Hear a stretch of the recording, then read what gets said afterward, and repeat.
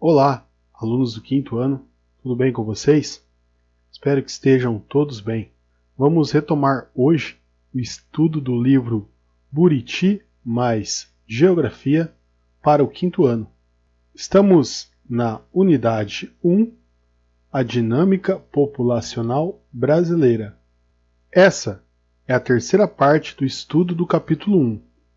Se você ainda não viu o vídeo da segunda parte, clica no card que eu vou deixar aqui em cima, que você será direcionado para o vídeo da segunda parte. Continuamos o nosso estudo agora com o subtítulo Mulheres, Chefes de Família. Esse texto traz basicamente 3 informações principais. A primeira informação é que cada vez mais as mulheres estão participando dos vários setores da economia, ou seja, as mulheres estão assumindo postos de trabalho que antes eram preenchidos exclusivamente por homens.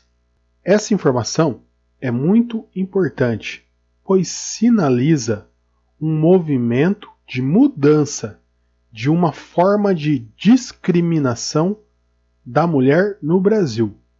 Nós estudaremos mais à frente no texto Para Ler e Escrever Melhor que no Brasil as mulheres passaram por um longo período de discriminação, onde não lhes era permitido estudar, votar e ocupar alguns cargos específicos de trabalho. E o texto sinaliza aqui que existe um movimento de mudança nesse sentido. Vou grifar essa parte do texto para que vocês possam fazer a leitura na casa de vocês. A segunda informação que esse texto traz é que no Brasil, cada vez mais, as mulheres são responsáveis pelo sustento da família. Em períodos anteriores, era comum dizer que o marido, o homem, era o responsável por sustentar a casa, pagar as contas, colocar o alimento na mesa. Mas esse texto mostra que, no ano de 2015, 41% das casas eram sustentadas por mulheres. E isso sinaliza que está ocorrendo uma dinâmica, um movimento na sociedade, na qual a mulher começa a substituir o homem no que diz respeito a sustentar a casa financeiramente. Vou ler um trecho do texto para que você possa acompanhar essa informação aí na sua casa. Acompanhe comigo então. Muitas mulheres passaram a ser também as principais responsáveis pelo sustento financeiro da família.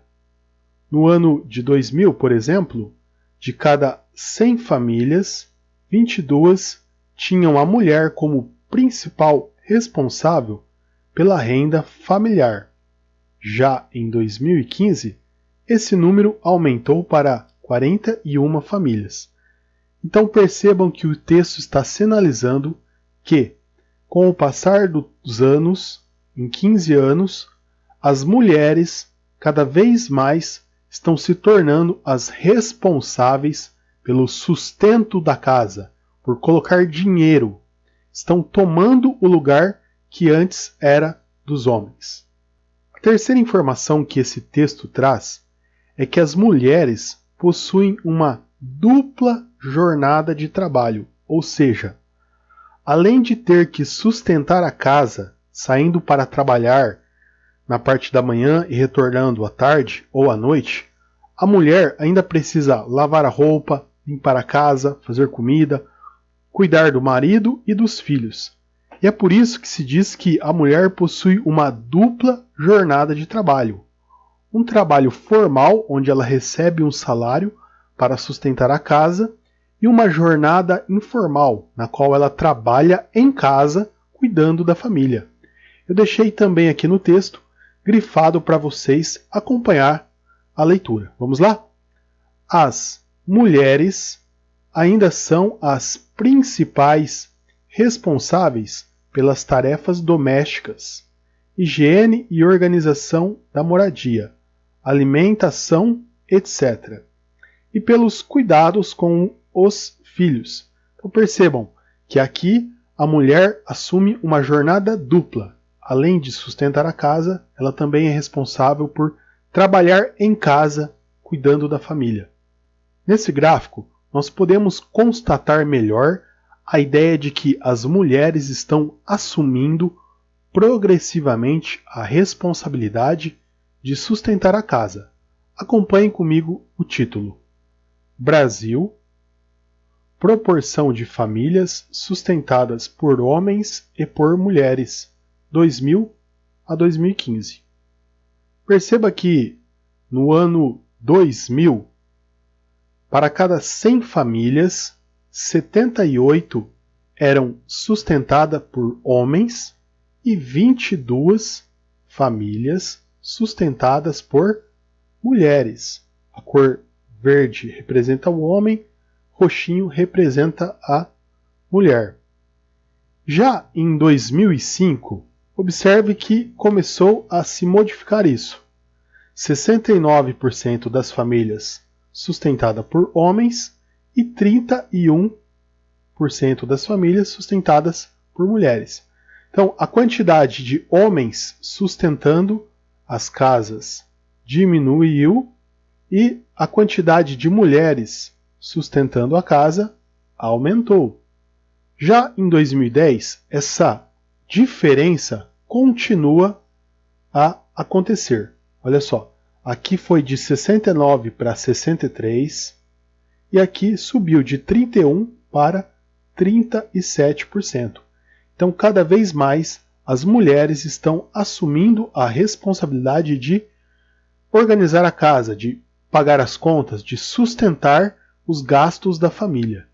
E por último, nós temos aqui o dado de 2015, onde 59% das casas eram sustentadas por homens e 41% sustentadas por mulheres. Então perceba que novamente aqui o gráfico subiu quando se olha os dados da mulher e aqui quando olhamos para os dados dos homens, o número desceu. Então com esses dados nós conseguimos perceber que cada vez mais as mulheres estão assumindo o protagonismo de sustentar a casa, de manter as contas pagas em dia. Agora eu vou traçar aqui uma linha que vai mostrar para vocês que esse número de mulheres sustentando a casa está aumentando. Perceba, ó. Vou começar aqui e vou passar por todos os pontos, ó. Perceba que a linha que passa pelos números aqui das mulheres está subindo, enquanto que a linha que passa aqui pelo gráfico dos homens está caindo. Então a ideia é que em algum momento essas linhas vão se cruzar, em algum momento no futuro, e as mulheres vão passar a assumir a liderança como provedoras do lar. Outra coisa importante de falar é que esses dados são até o ano de 2015 e nós já estamos no ano de 2021. Então, é possível que esse número de 41% já seja maior e esse número de 59% dos homens já seja menor. É possível que as mulheres já estejam, em sua maioria, sustentando as famílias no Brasil. Agora, procure observar isso na sua casa. Como é na sua casa, na casa do seu vizinho, na casa dos seus familiares? Quem é que sustenta a casa? É o pai ou é a mãe?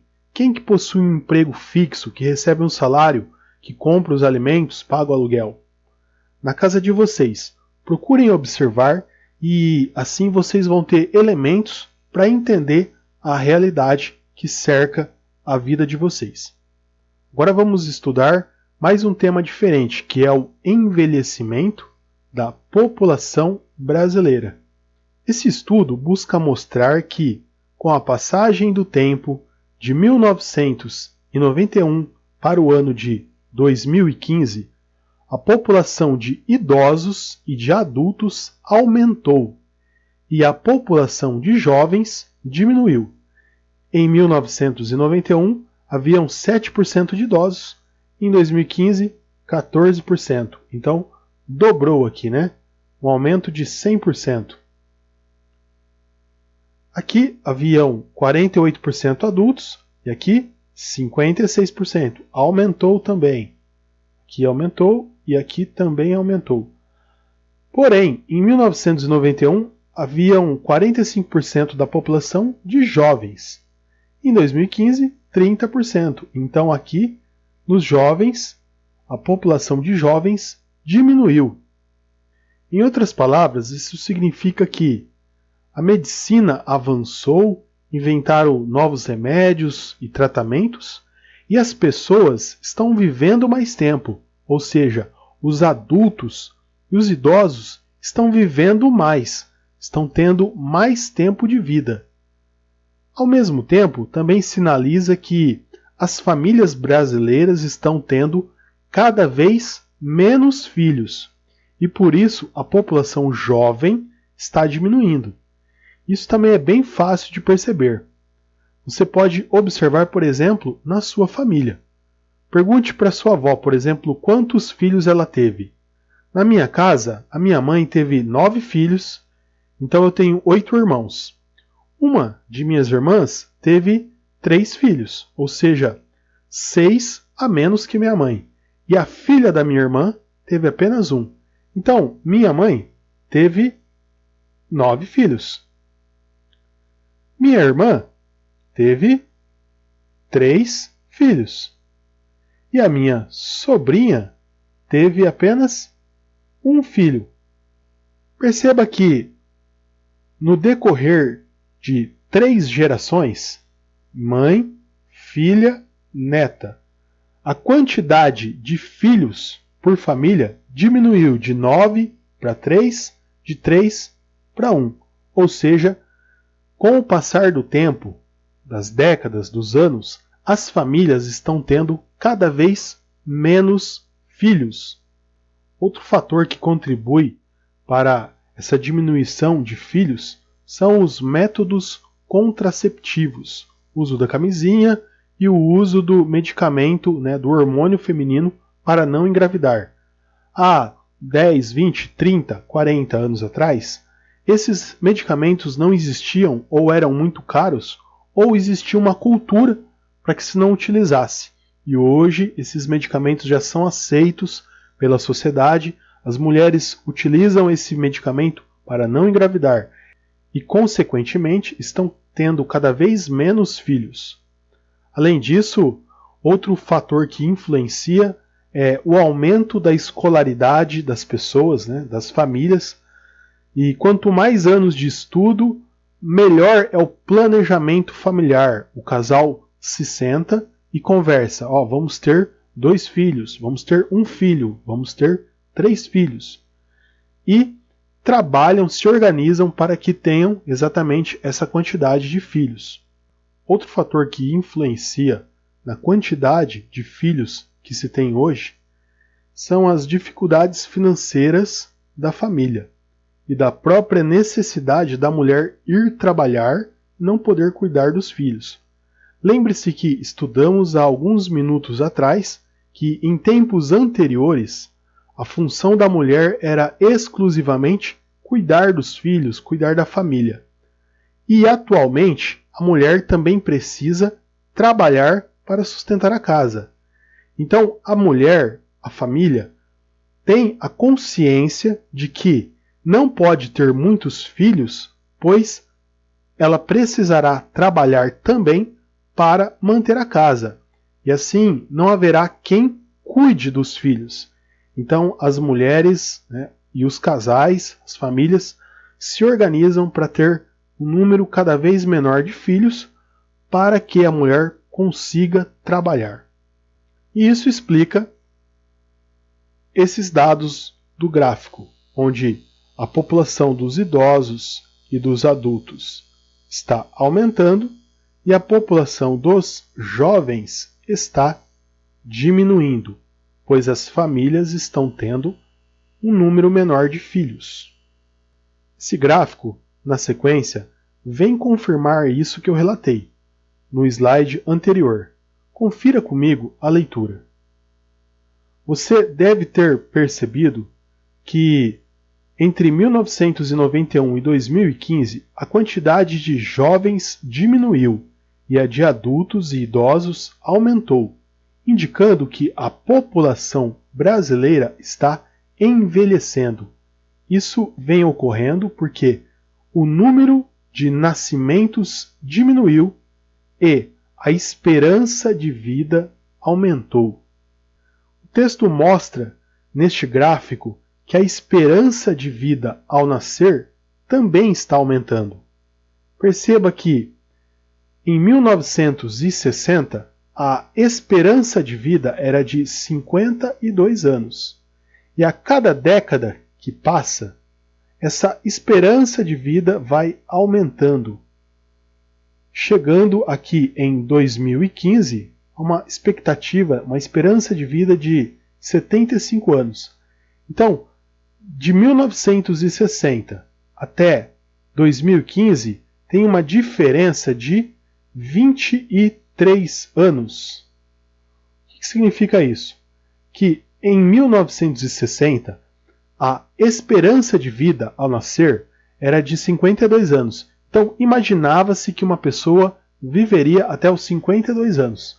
Já em 2015, essa expectativa de vida foi para 75. Então, existe uma esperança de vida maior, uma expectativa de vida maior. E assim, hoje, vive-se mais anos do que em 1960. Ou seja, a população de pessoas idosas está aumentando e a de jovens e de crianças está diminuindo.